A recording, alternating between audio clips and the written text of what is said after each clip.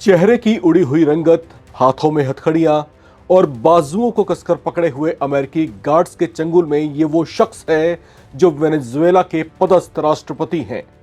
अंतर्राष्ट्रीय प्रोटोकॉल के कायदों के तहत विदेशी धरती पर इन्हें वो ऑनर मिलना चाहिए था जो किसी राष्ट्राध्यक्ष को किसी अन्य देश में होने पर दिया जाता है। लेकिन वेनेजुएला के राष्ट्रपति को अमेरिकी सेना ने जिस तरह से राजधानी काराकास में मौजूद उनके आधिकारिक आवास में घुसकर पत्नी समेत गिरफ्तार किया और जिस तरह से रात में पहने जाने वाले कपड़ों में ही घसीटकर अमेरिका लाया गया, उसने पूरी दुनिया को अचंभित कर दिया है। एक राष्ट्राध्यक्ष के साथ ऐसी बदसलूकी पर चीन और रूस समेत दुनिया के कई देशों ने कड़ी आपत्ति जताई है। इससे अंतर्राष्ट्रीय राजनीति में तनाव बढ़ता देखा जा रहा है। ऐसे में सवाल उठ रहे हैं कि आखिर उनका गुनाह क्या था जो अमेरिकी सेना ने उन्हें ऐसे गिरफ्तार किया, और क्या मादुरो पर मुकदमा चलाकर उन्हें भी सद्दाम हुसैन की तरह फांसी पर लटका दिया जाएगा। इस रिपोर्ट में ये सब जानेंगे। नमस्कार, मैं हूं राम विश्वकर्मा, आप देख रहे हैं राम की रिपोर्ट। अमेरिका और वेनेजुएला के बीच तनाव चरम पर है। अमेरिका के हमले और अपने ही राष्ट्रपति की पत्नी समेत गिरफ्तारी से पूरा देश गुस्से से बिलबिला रहा है। अमेरिका से बदले की आग में वेनेजुएला की जनता जल रही है। ये सवाल भी उठ रहे हैं कि वेनेजुएला की इंटेलिजेंस और उनकी आर्मी आखिर क्या कर रही थी जब उनके राष्ट्रपति निकोलस मादुरो और उनकी पत्नी सिलिया फ्लोरेस को उनके घर में घुसकर अमेरिकी स्पेशल फोर्स अगवा कर रही थी। आखिर वेनेजुएला की सेना ने अपने सुप्रीम कमांडर और राष्ट्रपति की रक्षा के लिए जान लड़ाकर मुकाबला क्यों नहीं किया? कहीं इसके पीछे वेनेजुएला के विपक्षी दल की ही कोई षड्यंत्र तो नहीं थी? ये तमाम सवाल घूम रहे हैं। इस बीच अमेरिका के अटॉर्नी जनरल पाम बॉन्डी ने न्यूयॉर्क कोर्ट में पहले से दर्ज मामलों की पुष्टि कर दी है, जिसके बाद यह तय माना जा रहा है कि दोनों को अब अमेरिकी अदालतों में मुकदमे का सामना करना पड़ेगा। दरअसल अमेरिका ने वेनेजुएला के राष्ट्रपति मादुरो के खिलाफ अभियोग पत्र जारी किया था, जिसमें उन पर 1999 से 2025 के बीच अमेरिका में हजारों टन कोकेन की तस्करी की साजिश रचने का आरोप लगाया गया है। 2025 में उन पर कार्टेल डी लोस सोल्स नामक ड्रग नेटवर्क का नेतृत्व करने का भी आरोप लगा था। अमेरिकी चार्जशीट के मुताबिक मादुरो कोलंबिया के विद्रोही संगठन FARC, ELN और मैक्सिको के सिनालो कार्टेल जैसे कुख्यात गिरोहों के साथ कोऑर्डिनेशन में काम करते रहे, इस तरह का आरोप है। दरअसल अदालत में आरोप साबित होते हैं तो मादुरो को अंतर्राष्ट्रीय कानून के तहत उम्र कैद तक की सजा मिल सकती है। अगर उन्हें अमेरिका में सजा सुनाई जाती है तो इस तरह के आरोपों में उम्र कैद मिलना दुनिया में एक ऐतिहासिक मिसाल होगा।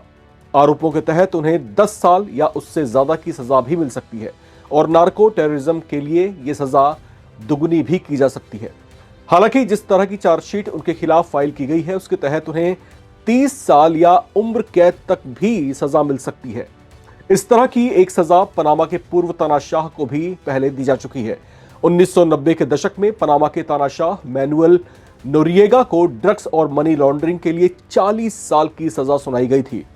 इसी संदर्भ में अब मादुरो के मामले को भी जोड़कर देखा जा रहा है। मादुरो पर लगे आरोपों को भी ड्रग तस्करी करवाने के गंभीर अपराधों से कनेक्ट किया जा रहा है। ऐसे में उन्हें भी अमेरिका में लंबी सजा भुगतनी पड़ सकती है। हां, जहां तक बात उन्हें सद्दाम हुसैन की तरह मृत्युदंड दिए जाने की है तो यह फिलहाल संभव नहीं दिखाई दे रहा। बहरहाल अमेरिकी राष्ट्रपति डोनाल्ड ट्रंप मादुरो की गिरफ्तारी से बेहद खुश दिखाई दे रहे हैं। अपने एक बयान में ट्रंप ने कहा है कि यह ऑपरेशन बेहद रणनीतिक तरीके से चलाया गया। इसमें यूएस की एलीट यूनिट डेल्टा फोर्स शामिल रही।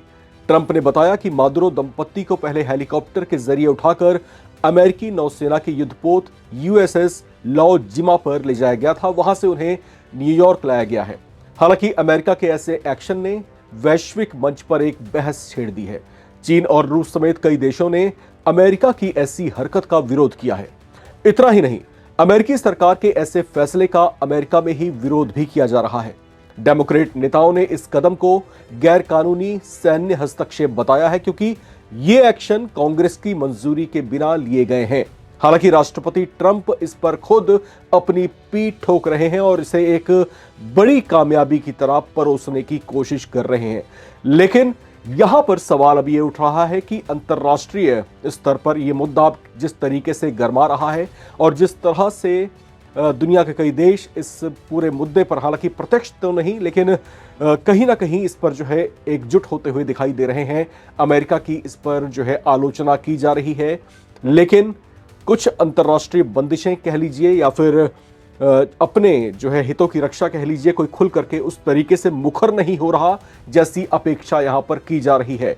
क्योंकि मामला एक राष्ट्राध्यक्ष का है। निकोलस मादुरो यहां पर जो है गिरफ्तार कर लिए गए हैं अमेरिका की तरफ से, और निकोलस मादुरो क्योंकि पदस्थ राष्ट्रपति हैं, तो ऐसी स्थिति में एक राष्ट्रपति को गिरफ्तार करना, उनके देश में जबरन घुस करके, ये जो है एक बड़ी हलचल पैदा कर रहा है। अगर इस पर जो है दुनिया की बड़ी शक्तियां हस्तक्षेप नहीं करती हैं तो ये जो है एक ऐसा ट्रेंड शुरू कर सकता है जब कोई भी देश किसी दूसरे देश में घुस करके वहां के राष्ट्राध्यक्ष को गिरफ्तार कर लाएगा। अगर ऐसी कोई स्थिति भविष्य में बनती भी है तो अमेरिका, जिसकी आदत है दूसरों के मामलों में दखल देने की, जब उसके अपने गिरेबां में झांक करके वो देखेगा कि वो पहले ही खुद ऐसा कर चुका है, तो क्या किसी दूसरे को ऐसा करने से रोक पाएगा? ये भी एक बड़ा सवाल है। बहरहाल दुनिया भर के बुद्धिजीवी इस पर जो है कई तरह की जो है प्रतिक्रियाएं दे रहे हैं, इस पर कई तरह के जो है अंदेशे पैदा कर रहे हैं, और ये भी माना जा रहा है कि अगर इस पर जो है दुनिया की बड़ी शक्तियां एकजुट होकर के, मुखर होकर के इसका विरोध नहीं करती हैं, तो आने वाले वक्त में हो सकता है कि मादुरो के बाद फिर किसी दूसरे का नंबर आए। बहरहाल जहां तक बात अमेरिका की है तो अमेरिका इस तरह की गतिविधियां पहले भी करता रहा है। सद्दाम हुसैन के साथ भी ऐसा ही किया गया था। उनके ऊपर आरोप लगाए गए थे कि वो जो है वेपन्स ऑफ मास डिस्ट्रक्शंस तैयार कर रहे हैं, और इन्हीं एक तरफा आरोपों के तहत अमेरिकी सेना ने इराक पर हमला भी कर दिया था। हालांकि आज तक ये साबित नहीं हो पाया कि सद्दाम हुसैन की सरकार वेपन्स ऑफ मास डिस्ट्रक्शंस पर वाकई काम कर रही थी। और अब जिस तरीके से निकोलस मादुरो पर ये आरोप लगाए गए हैं कि वो अमेरिका में जो है ड्रग तस्करी करवा रहे थे और कहीं ना कहीं इस तरह की चीज़ों को कोऑर्डिनेट करने का काम कर रहे थे, तो ये भी एक तरफा आरोप है अमेरिका का। अभी तक फिलहाल कुछ भी साबित नहीं हुआ है। ये तमाम बातें उसकी चार्जशीट में ज़रूर शामिल हैं, लेकिन ना तो कोई तथ्य है ना कोई प्रमाण है जो उसने अंतर्राष्ट्रीय पटल पर रखे हों, अंतर्राष्ट्रीय मंच पर जो है कहीं ना कहीं पेश किए हों। तो इस तरह की एक तरफा कार्रवाई को अमेरिका की दादागिरी माना जा रहा है। अब इसकी परिणति क्या होती है वो फिलहाल देखना दिलचस्प रहेगा, क्योंकि मैक्सिको में जो है इस समय माहौल बेहद गर्म बताया जा रहा है। वहां पर लोग जो है अपने राष्ट्रपति के साथ इस तरह के दुर्व्यवहार से बेहद नाराज दिखाई दे रहे हैं। यह सवाल भी उठ रहा है कि क्या मैक्सिको की सेना चुपचाप खामोशी से ये सब देखती रहेगी, या फिर किसी बड़े एक्शन की तैयारी है, और क्या उस एक्शन से पहले की ये शांति किसी बड़े तूफान से पहले की शांति समझी जा रही है? क्या होगा, हम फिर से लेकर के आपके बीच तमाम अपडेट्स हाजिर होंगे। आपको इस पर क्या कुछ लगता है अपने कमेंट्स जो है कमेंट बॉक्स में लिखकर जो है जरूर शेयर करें। देखते रहें नवभारत टाइम्स।